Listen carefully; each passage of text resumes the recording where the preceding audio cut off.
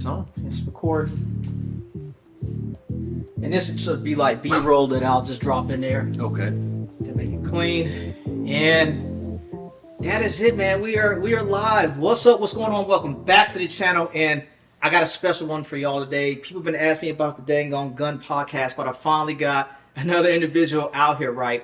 Big shout out to my guy, Don Flint, ENT. If you are not following his channel, please check him out. Very dope individual. And that's how I met my guy right here, David. David, what's going on, brother, man? How What's you going doing, on, man? I'm doing good. How about yourself? I'm doing good, man. I really appreciate you coming out here, man. I'll be trying to get people on the channel all the time, and folks just, I don't know, man, people don't want to be on camera for whatever reason. It's crazy to me. I don't know why they don't want to get on there, man. I mean, I don't know. Probably just camera shy. I mean, I don't know. But happy to be here, man. Appreciate it, man. So with all the equipment and stuff, you ain't worried about it? You ain't camera shy? You ready to go? No, I'm ready to go. All right, so what we're talking about is basically all things USPSA, right? I have a lot of questions on the channel and people want to know, how do I get into USPSA? What do I got to do? What kind of equipment do I need? And that's where I met David. So I was out shooting USPSA last weekend. I was with my guy, Donald. And Donald, like I said, he has a YouTube channel. If you're not checking him out or you haven't checked him out, please check him out. And I see you talking to Donald because you met Donald through YouTube. Actually, I was looking at going to the match, and someone just told me to get on practice score. And I was looking up. I just typed in Pine Tucky Gun Club, and I was just seeing like who attends the match, and I was just going through clicking profiles and seeing which one that I like. I would say felt more, like attracted to like approach or whatever, and saw his profile. His profile said he did YouTube. Went to his YouTube channel, saw him doing some YouTube shorts. And it was nice. It was real nice. I started. He was clearing stages, and I just commented out, and I was like, "Man, you make it look very good, man. I'm just so glad to see people just out there doing stuff that they like to do." And I said, "Hopefully, I'll be out there to spectate while you're out there." He replied back and said, "I'd be in Squad 1." So I made sure when I showed up to find Squad 1. Oh, that's what's up. And it's kind of crazy because one thing I like about the USPSA scene. It's very open. It's very friendly. Like, I'm always telling folks, like, just come out there and shoot. Like, even if you're kind of nervous, even if you're kind of intimidated, I've never had a bad experience with just, like, the crowd and the people out there. Like, everyone's always volunteering information and trying to get you shooting. So, like, when I was talking to Donald, the way y'all was interacting, I figured y'all knew each other from way before. No, that's my first time meeting, too. And that's why I just jumped in the conversation. I was like, hey, man, what's up? What's going on? And then I didn't even notice. I was like, where's your gun? He's like, oh, I ain't never shot before. I was like, oh, okay, so what's going on? What made you get into it, right? So, like, getting into USPSA scene, one of the things I tell people is practice score, right? Practice score is such a good platform. If you want to get into USPSA, I would say the first thing you need to do is just get on practice score. Get on practice score, set up your profile, and you can look for matches that are in your area. Sometimes if I'm traveling, like I was out visiting my dad over the summertime in Texas, I just took my gear with me. I jumped on practice score and boom, there was a match going on, IDPA, and I just showed up and shot. So that's kind of like how you got started. So how did you find out about practice score? A lot of YouTube. Just a lot of YouTube. I was just on YouTube and I was watching, The Humble Marksman. I think he had like a 3-part series on how to get into USPSA. And he was like, practice score is your best friend. You go there, find matches, find your local club, and that's what I did. Wow. So when you discovered practice score and got on there, how long did it take you to sign up and just get registered on there? It was easy. I actually signed up for my first match today. Oh. Actually, the one next month on the 19th. Next month on 19th. So I signed up for that one today, and it was easy to make my profile. Maybe took less than 5 minutes. Okay, that's too easy. So shooting experience. How much shooting experience do you have? Like, what's kind of like your gun background, things you like? Because I would think there has to be some history before you got into USPSA. So kind of like, what's your history? Oh, well, my history, I mean, a lot of people will say this isn't real experience, but believe I'm gonna have to be one of the people to say it. Well, my military years was like my first time being introduced to firearms and shooting guns and stuff. I got out last year in May, and I felt like I just needed to do something else in my spare time.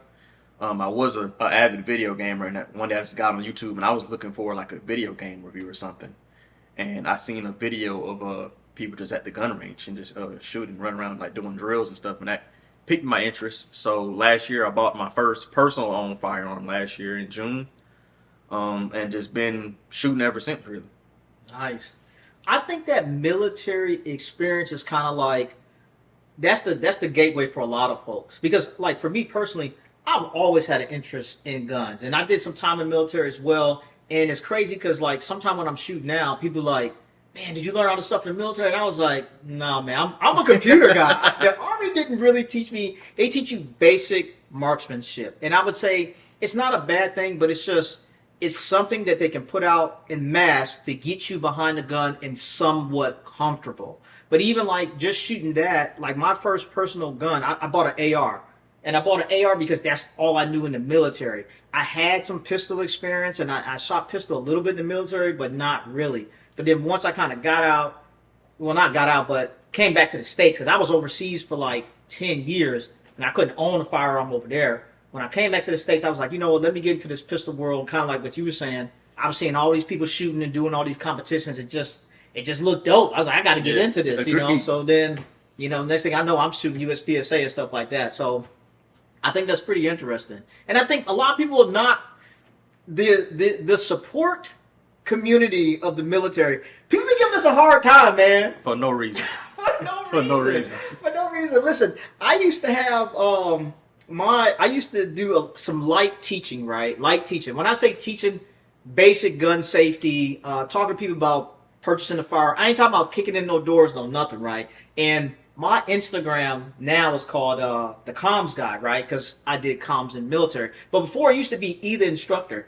I used to get so much trash about this, man. People always be like, "What instructor of what? What are you teaching? What was your job? You a computer guy?" And I'm just like, it's not even that serious, bro. I'm not trying to claim anything. I don't kick in no doors. I ain't putting bags on people's head. I'm just an IT guy that want to shoot guns, bro. So it's crazy. But I do think they give us a lot of trash. But also, so when I show up, I gotta compete. I gotta do well, because I know to be out there talking trash, man. So getting into USPSA, like you said, you talk about your background, gun selection. That's like a big thing going into USPSA, because people always tell me like, what should I shoot? What should I shoot? And I kind of got a recommendation for that, but I'm gonna let you talk about what you chose and why you chose it. Okay. Well, I chose personally for USPSA, I chose to invest in the Glock 34. I felt like, and it was bad too. I used to down talk Glock so much. I was like, they're ugly. They all look the same. I don't want no Glock. I'm getting anything but a Glock, and I went and got a Glock 34. But no, for real though, it really just, I thought about just from a competition aspect. I'm not gonna carry it. I'm not gonna conceal anything. It's gonna be strictly for USPSA. So I wanted a gun that I could be. I know everyone says to come out and just shoot with me being new. It doesn't matter what division you're in. I'm a competitive person, and I want to make a fight. Well, I believe firearms are financial investments. Definitely. So I don't want to buy or like a freaking 2011 and I have to run an open division, then later get down the line where I'm trying to compete and I'm getting outgunned by race guns, by $5,000 race guns. So I wanted to get a gun that I could build from the ground up to put my flair on it, my personality on it, and make it where I can compete where I want to compete and be competitive and confident in my ability to operate that firearm. Dope. I would say the Glock is a perfect platform, especially if you want to get into something custom.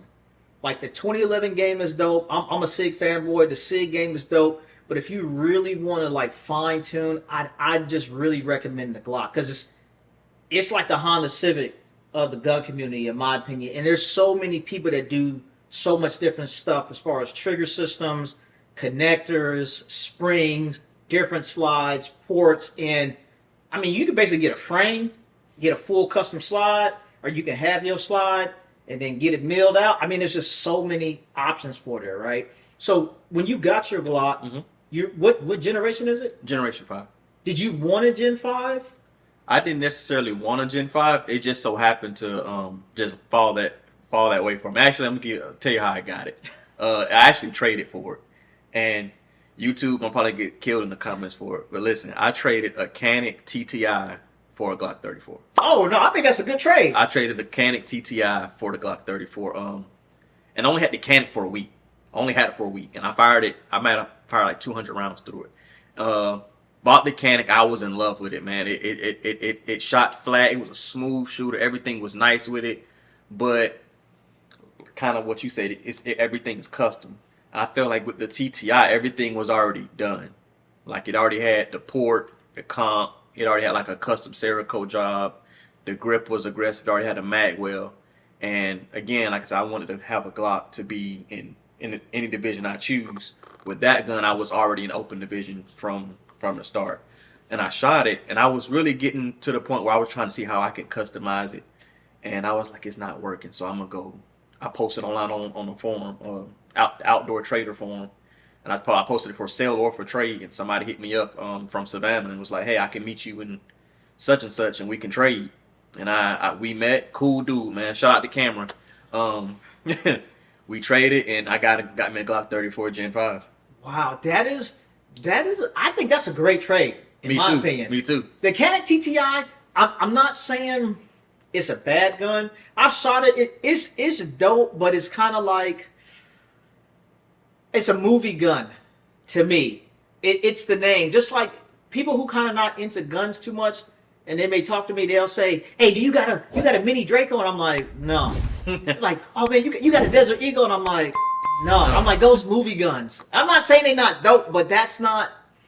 People I know that shoot a lot and compete, they don't own guns like that. And I ain't trying to, don't come for me. I'm just saying. So the Canik TTI, I get what you're saying. But if I had the Canik TTI and somebody was like, look, I got this Glock 30, and yours was the MOS with the... Yeah, MOS. Glock 34 MOS Gen 5 for the TTI, yo, I would trade. I already had a custom trigger, and it came with a holster. Oh, yeah. That's a good trade. I feel like I made out good. Oh, yeah, that's a good trade. I feel like I made out good. And Cameron might call you back. Say he want it back. Hey, actually, he hit me up today. No, last night, asked me to leave his feedback on his page. I left his feedback, and some told me to look at his profile. Man, he got it up for sale and trade for a 34. Look, he's trying to get back there. Cameron, I tell you what, if you're looking for a 17L, I got something for you. Hit me up, man. I seen it, and I messaged him. I said, hey, I left your feedback, and I said, what's going on, man? You like the Canik? And he said, I like it, but I feel, because I told him the same story. He said, I feel just like you, man. It's not a gun that I would compete with in open division. Yeah, I definitely feel that.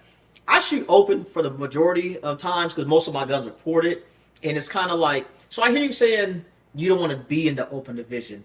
What division do you want to be in, and what kind of turns you off against the open? Is it just being competitive, or? I'm not gonna say being competitive. I believe in fighting battles that I can have a chance to win. This is my competitive aspect. I sometimes I understand starting out new that I gotta learn this learning process. It's might gonna take me a year, it might be years before I can learn to be proficient.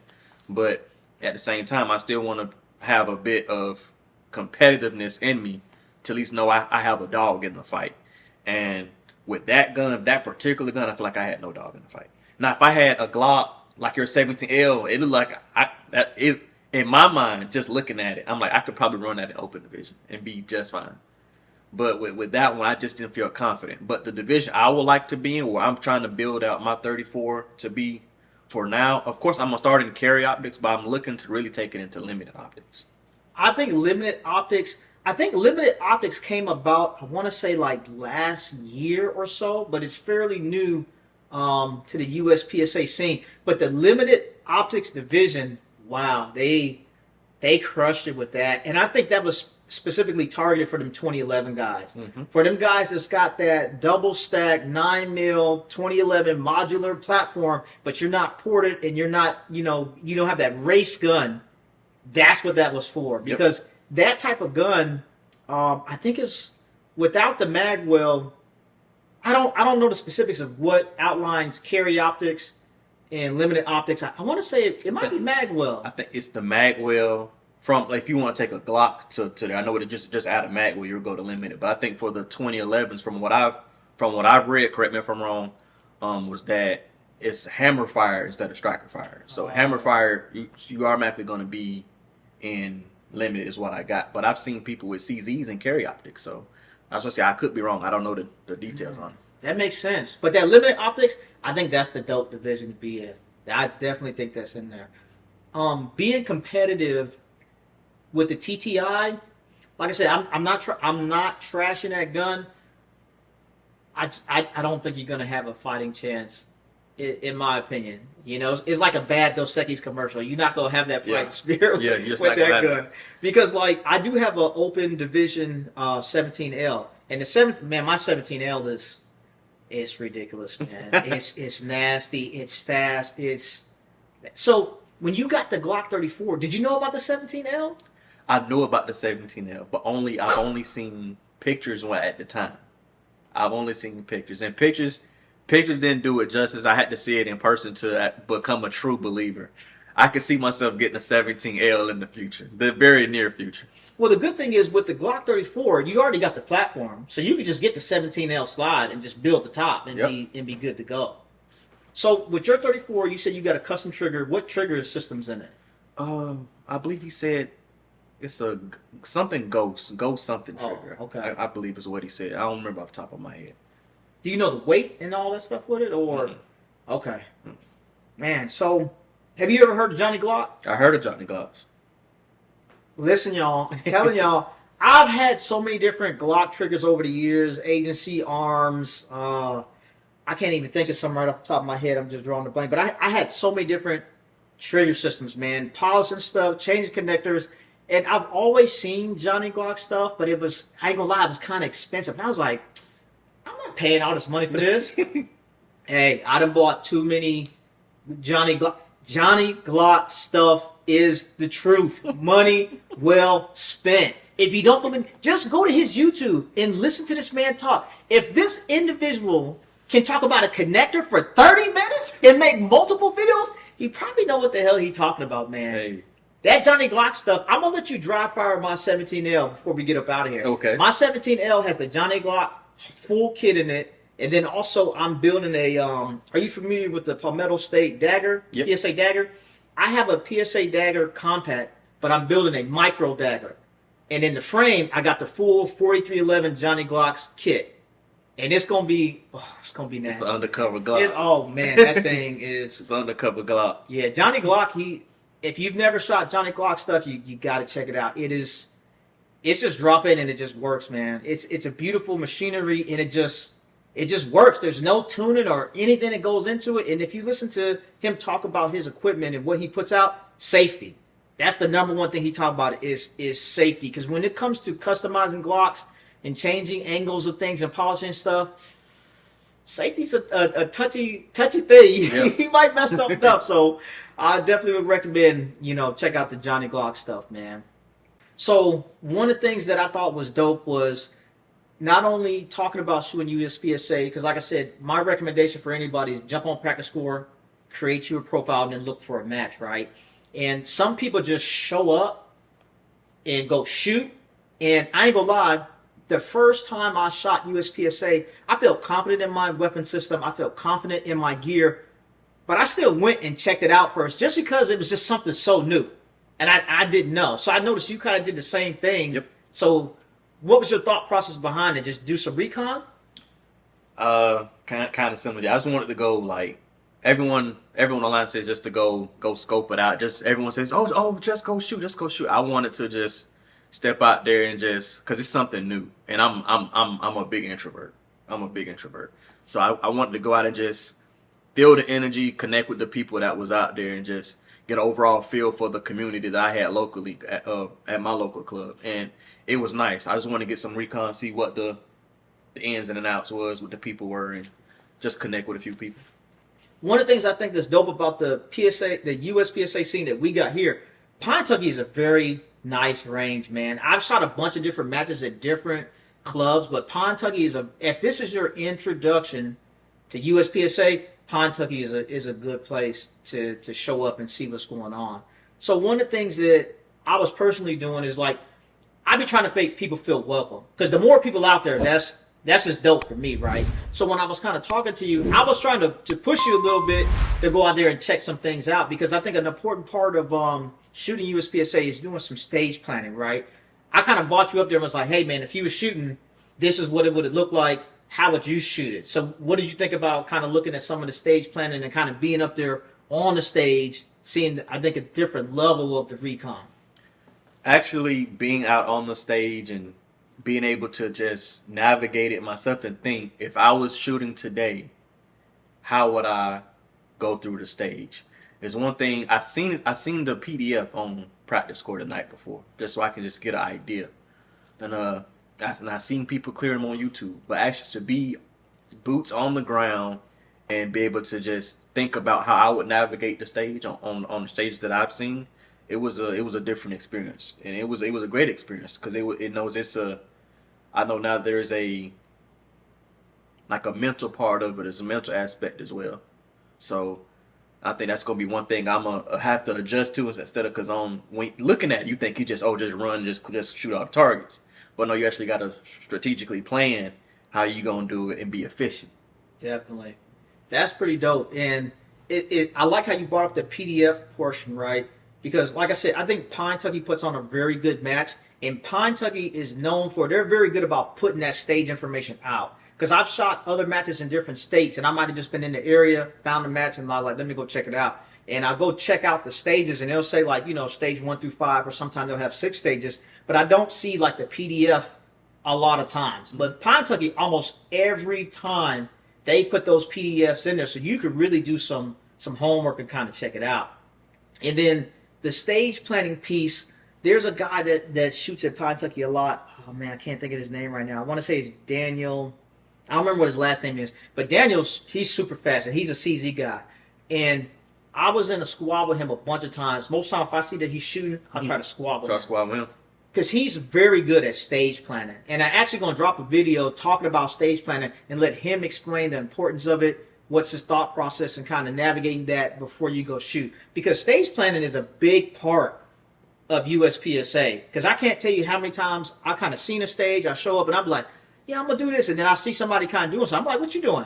And they'll tell me something else. I'm like, damn, that's way better than what I'm going to do, Or even sometimes, like, I have a game plan, and then I get out there and I have a malfunction, and I'll just forget what I was doing. I'm just like, damn, shoot the targets, So seeing it, in person and kind of talking with people and kind of gaming it, I like it.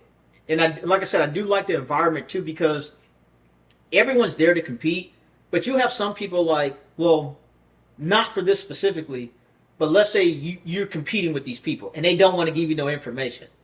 It ain't like that at Pine Tucky. Yeah. Like the guy that's fast, I'm like, hey, how would you do this? He's like, oh, I'm going to do it like this. It ain't like, oh, I don't want to tell you because you take my game plan to win. It's just like, so I really like that about the community. It's just, man, it's a very dope experience, man. I'll be always trying to get people to get out there and go shoot, man. Do you have any other people that's close to you that shoot, that you recommend the same thing, like go shoot USPSA? Oh, my cousin, I recommended it to him. What do you say? He don't got time right now. He got time? He said he got other responsibilities right now. I'm gonna send this video to you too. You know what I'm talking about. I got so many gun buddies that don't want to shoot USPSA, and they'll give me all kind of excuses like, man, I don't want to shoot no competition, I don't want to win, And I'm like, it's not so much about winning, right? To me, it's just having confidence in your weapon system and knowing exactly what it's going to do when you're timed, under stress, and shooting for accuracy.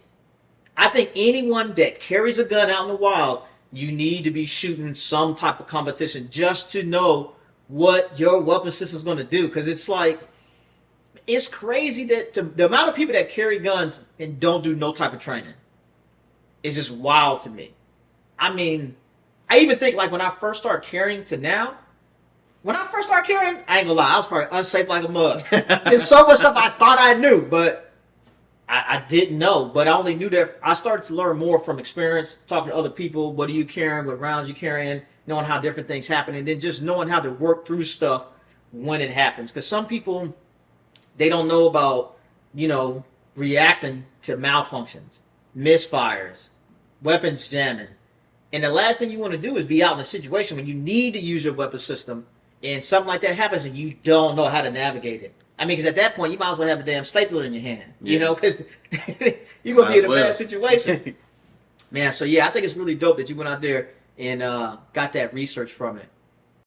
All right, Rob, so tell me tell me about your 17L. Like, how'd you get into the 17L? Man, the 17L, it's a crazy story, right?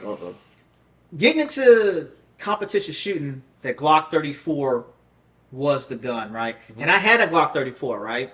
And right now I have just about every Glock. I got the 26, 17, G19, 19X, 17L. The only one I don't have is the 34, but there's a reason behind it, right? Okay. So I go out and I buy the Glock 34, and I'm living in Miami at the time, and the gun scene in Miami is freaking crazy. I miss the Miami gun scene, right? So I had this gunsmith that somebody was telling me about, and he was posting stuff on Instagram, and he did some crazy work. I'm not gonna mention his name because of the story, and I don't want to recommend him, right? Anyway, long story short, I give him the gun. I buy a brand new Glock 34. I take it to him, tell him everything. I don't know if he lost it or if he stole it, but the Glock 34 came up missing, right? And then he was ducking me, right? He told me it was going to take like 3 weeks to get all the work done. Now, anybody that knows anything about anything customization, timelines always vary. And I'm a very understandable person. I just want to be in the know of what's going on. And he just wasn't keeping me in the know.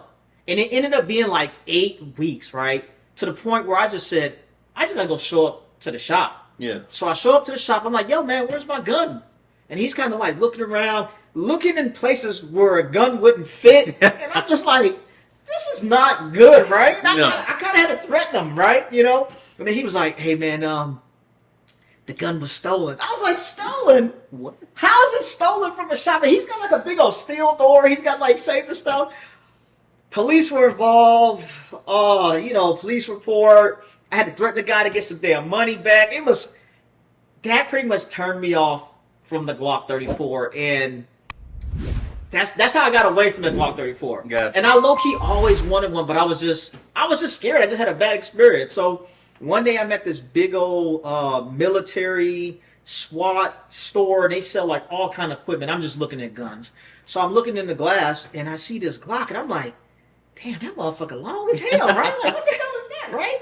So the guy comes around, and I'm like, what is that long 34? And he was like, no, that's a 17. I said, 17? He's like, 17L. I said, really? I said, let me see that damn thing, right? So he pulled it out, and I was like, oh, snap.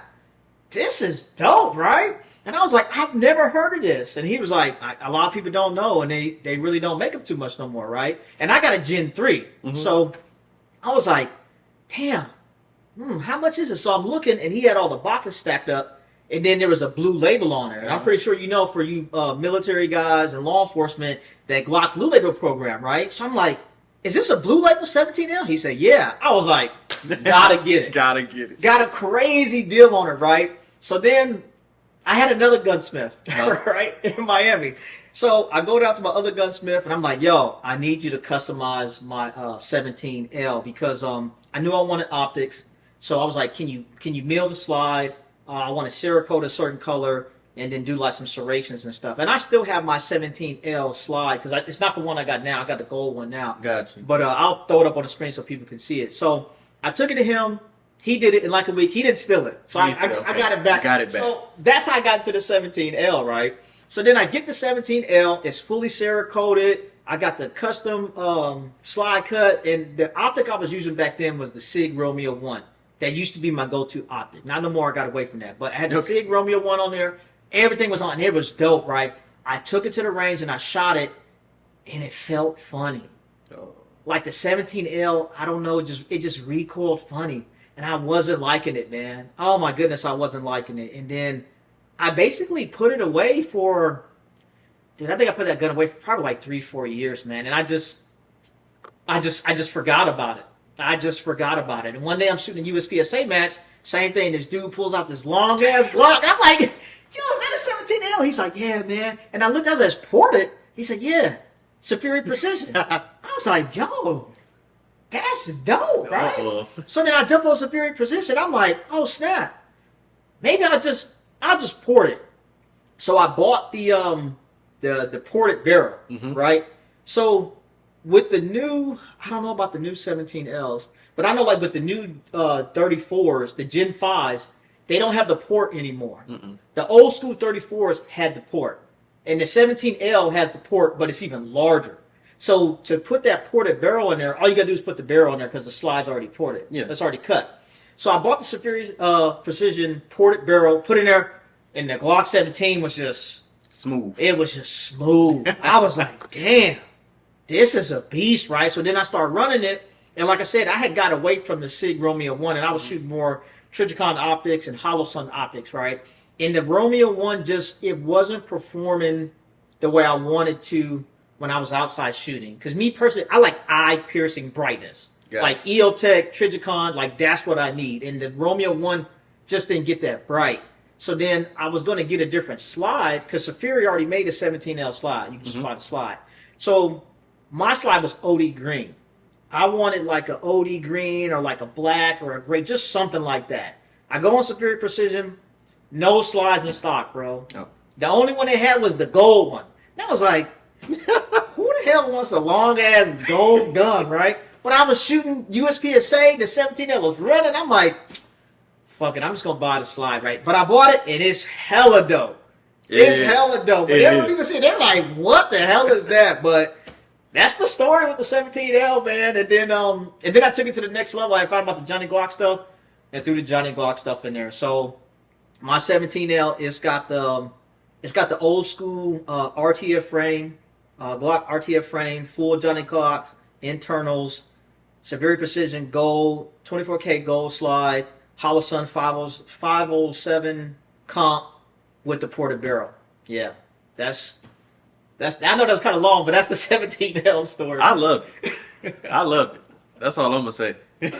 Yeah, 17L's dope, man. You gotta get you a 17L slide, man. That way you can have it as a spare. I'll probably make that my open build. Just Just put the 17L slide and a ported barrel on there and just run it. That'd be dope, man. I might have to look into that. Add that to the list. For sure. So another question you was asking, something about like it was equipment regarding like backups or what yeah. So I noticed at the last match with the Prodigy, I'm not gonna put you on blast. Stand by.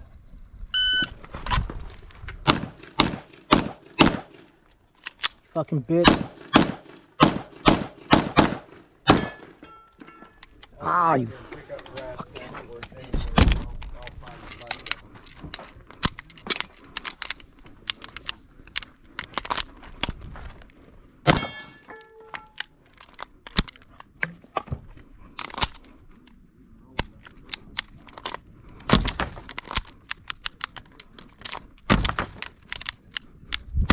Fuck. Safety stop. All right. Yep, stop. Is it locked up again? All right. It's in the chamber. But you swapped to a SIG, and I was like, okay. So that mental check for me, I was like, okay, I need to have a backup just in case I have a malfunction. And so I was like, okay. So I got the 34 for the primary. What can I do as far as a backup goes? I would say a backup is the backup needs to be something that you just know. Like my SIG 320, that started. I had that gun probably about a decade, and if I had to take a guess, like a good estimate, I might have 50,000 rounds to that gun, and it's nasty. It just runs. Whenever I go to a match or anything, I always got it in my bag. Just in case anything happens, I know it's going to run. And my Prodigy, man, when I first got my Prodigy, it was kind of running like shit. And it took me a long time to get it running, but then it was running great. Yeah. And it was running great for the rest of the year, and I haven't shot it in forever. So I just pulled it out, and I don't know what the hell happened that day, but it was like, I was just having catastrophic malfunctions. Like, the rounds was getting jammed in the chamber. I mean, to the point, like, I couldn't even clear them. Like, I had to use the barricade, and I was smacking the SR on there. And it was pissing me off, man. And then One of the stages I messed up so bad, they gave me a reshoot because I couldn't finish the stage. Yep. And showed up, man. I opened that bag up. My 320 was like, "Hey, man, I got you, man. I got you." Old tried and true. And it just worked out. So for a backup gun, I would say, whatever, if it's that weapon system that you shoot flawlessly, and it's just always been there for you, that's what you want as the backup. Okay. Definitely. And Gotcha. and what that is, whether it's a Glock or a SIG, a CZ, a Canik, it really don't matter. As long as you know it's that old reliable. It's gotta have that factor to it. Okay. I know what I'm gonna run for my backup. What you thinking? I'm gonna have to run the Echelon. Ooh. I'm gonna have to run Springfield Echelon for the backup. Is that gun the truth? To me, it feels like I've shot a stock Glock with just like a red dot or whatever. And to me, it feels like what you would think of like when you think gens, right? I would think the Echelon is what I feel like a Gen 5 or a Gen 6 Glock should be out of the box. Like what you get with the Echelon, I feel like it's going to take you a couple $100 in upgrades for a stock 19 to get to where a stock Echelon is. Wow, that says a lot. So I did a podcast with my buddy Ken probably about like 2 years ago, and we would talk about the Echelon because I was going through all the stuff with the Prodigy, and the crazy thing is, like, he bought a Prodigy, never had any damn issues with it, right? And the Echelon was just coming out, and he was like, "Man, would you get the Echelon?" I'm like, "Hell no, I ain't getting no Echelon. I just don't trust it." And you might be the first person I've met that actually has one. How many rounds do you think you got through it? I'm gonna say I'm close to 1,000. I'm close to 1,000. No issues. No issues. I haven't had a return of battery. I haven't had a failure to eject. I haven't had no issue, failure to feed. I've had 0 issues, and I'm probably I know I'm over 800, but I'm under 1,000. That's what's up. Do you have optic on it? I have an optic on it. Well, I took the one that's on my 34 was on it at first, but I put a I think it's a Sealy. I think it's the Cat Pro. Cat Pro. I don't know that one. I think it's a Cat Pro. I put that on there for now, but it's nice, man. I'm talking about all the way from the irons to the serrations on the front. It's flat, and then when you put a light on it, it shoots flatter. That's what's up. So what's your weapon light selection? What do you prefer? Right now I bounce between the stream light. Okay. TLR1 is what I bounce in between. Nice. But for fillers, if I'm just shooting out of range and I know I'm used to just having a little extra weight at the end, I keep an O light just in case. Just so I can mitigate some of that recoil. People be sleep on the O light, and people talk a lot of trash about the O light. So listen, I like Surefire X300. That's my weapon light of choice for guns that I need to go do stuff with, like out in the wild, and I need a reliable light. They have Surefires on them, right? But dude, I got a bunch of O lights, and the number one reason why I got the O light is because it has a rechargeable battery, man. Yep. I'm so tired of buying them CR 123s. I'm tired of buying them. Surefire, can we get some rechargeable batteries, man? Rechargeable lights. Like, I don't think it's that hard. Olight them figured it out. Well, we can't say they figured it out because the main reason why they kill us on Olights is because people claim they're gonna blow up. I guess because one guy left his on the charger too long and it got too hot and it blew up. Okay, we've advanced since then. Okay, I've had mine for over a year now, and I haven't had any issues. I haven't had no issues with my Olights. I got a couple. I'll tell you another thing that's dope about the Olight. Olight has I got one that's like a burnt bronze color, and it has a laser on it, right? And don't come for me, right? Because lasers, IR emitters are dope, but lasers, in a pistol, I hear y'all. But it was already on there, but the laser, the beam is inside the housing of the weapons light, so it doesn't protrude at all. It's all enclosed. And it was dope. Like, I didn't even know it had a laser on there until after I got the light. And then you can switch it so you can have it just light, you can have it laser, or you can have it laser and light. So when I got it, it was set to laser. So when I got it, I charged it up, I put it on my weapon system, and I hit it, and the laser came out. I was like, whoa, what was that? And it was green, so it was like, it just shocked me because I don't do green stuff. I like red personally. And I was like, what the hell? Then I looked at it, the laser's built into the lens of the flashlight. That was dope. You might show me that. Yeah, that was dope. If y'all haven't seen it, check it out, man. And in Olight, you probably spending $100-$200. You can't go wrong with it. You ain't got to worry about buying no batteries. So. I agree. Yeah, that's what's up. I got one. Okay. I got one. It's on you. Okay. So tell me, I was watching some of your videos.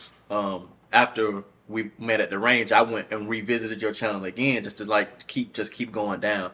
And I seen you was at Kentucky and you was able you was out there shooting. Me, I got my membership and stuff the same day I came to the match. After I seen the match before I left, I went to the clubhouse and got the membership and everything.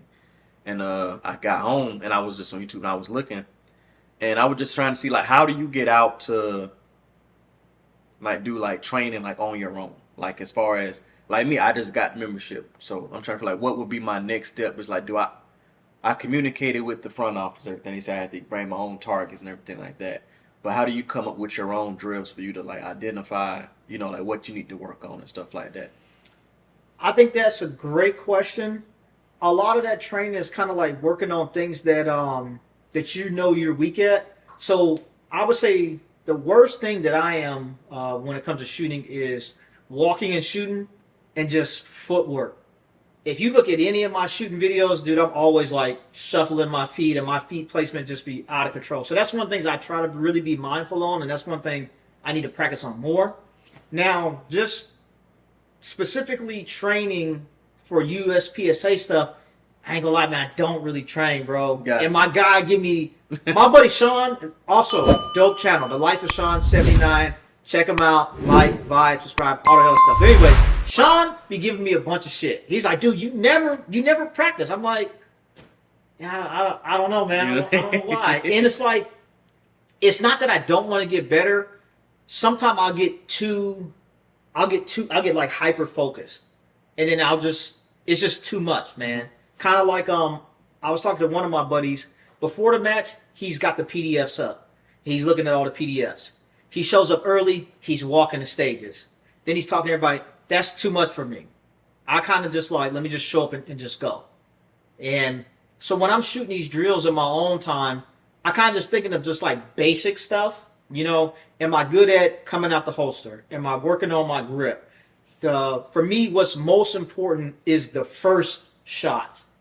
Once I get to shooting and my grip is already established, you know, some of that can change because you're kind of coming off the grip, you're moving, some of that stuff has changed. But that first shot is what's important when you have control. So those are the things I'm kind of mindful of when I'm kind of doing my own training. Gotcha. And like I had posted this one short when I was shooting my Jackal, and this guy was talking big trash on it. He was like, you're checking the ejection port every time you're shooting. And I was like, I'm not checking the ejection port. But if you watch me shoot, I come up on target and I come off target. And from the angle it was at, it's looking like I'm checking, but I'm not. I'm just coming off the gun because I'm thinking getting on the gun and being on target, that's what's more important to me than shooting 10 shots. Because once I'm here, it don't matter. I'm already locked in. But getting that initial lock, that's why a lot of times if you see some of my training stuff, I might be shooting single shots. You know, I have like 5 rounds in the mag, and I come out the holster, boom, reholster. And I'll put a bullet in there, and I just get used to those motions because those are the things that make up time for me. Gotcha. Because once I'm already in the zone and I'm shooting, I kind of have that stuff down that I subconsciously don't even think about it. But getting on the gun, those are the things that I feel like I need work on, and that's the stuff that helps me. Gotcha. And then also, when I'm having malfunctions that I can't control, working on the stuff that I feel like helps me out, I know I'm faster. And for example is like this last weekend, I was having all the problems with the Prodigy. But I knew eventually I need to be back on target shooting. I don't know how long it's going to take me to clear these malfunctions because some of it's just dependent on the equipment. Mm-hmm. I can't control that. But I know for a fact I'm fast getting back on the gun and making up time. So as I'm working through this, I'm like, man, once I get back on this gun, I'm going to pick up the damn time because that's what I practice is being able to pick that up. Mm-hmm. Because that's a variable that I can control. Gotcha. You know what I'm saying? So that's kind of like what's my mindset when I'm kind of training, those type of things. But those are the things that I know I need to work on. Gotcha. Mm-hmm. Okay. Because I've been working on a lot of dry fire. I haven't got a chance to shoot the 34 yet. I just got it Wednesday last week. but I have been dry firing my ass off. When you dry fire, like, what's your regimen? Like, how do you know what you're dry firing? Do you have like an actual target, or you just like shooting at like a doorknob? Or are you doing mag? I like to pick certain items in the room. I do got targets that I want to put up with some painter's tape in my closet. I need to just put in random spots of the house. But I'm not gonna. I'm lazy, man. I don't want to take all that stuff down. The lady gonna say take the targets down. So I pick key items. I'll stand in a certain spot in the living room where I can see the top doorknob, the bottom doorknob. I can see the motion detector in the top of the corner. I can see a lamp fixture, and I'll just practice my grip. One day I might say, well, I'm gonna focus on grip, establishing a good solid grip, and I'm still working on that to this day. And I work on the grip, and then I work on sight picture, being target focused and not red dot focused. But what's really killing me is the reloads while I'm moving, like my feet. I can reload while I'm moving, but I feel like where I end at is either feet side to side or too spaced out. So I'm trying to work on like reloading in transition while also keeping a good solid established foot position. So just working on this, but I also want to be able to do that outside while still getting used to the recoil of the gun. So I think that's why I was asking like how like what's your train, like if you train for USPSA, like what did you guys seen? Like I seen that video, so I was trying to see like did you just say I'm just gonna go to the range that day, or was it like every such and such I try to get out and shoot like just some?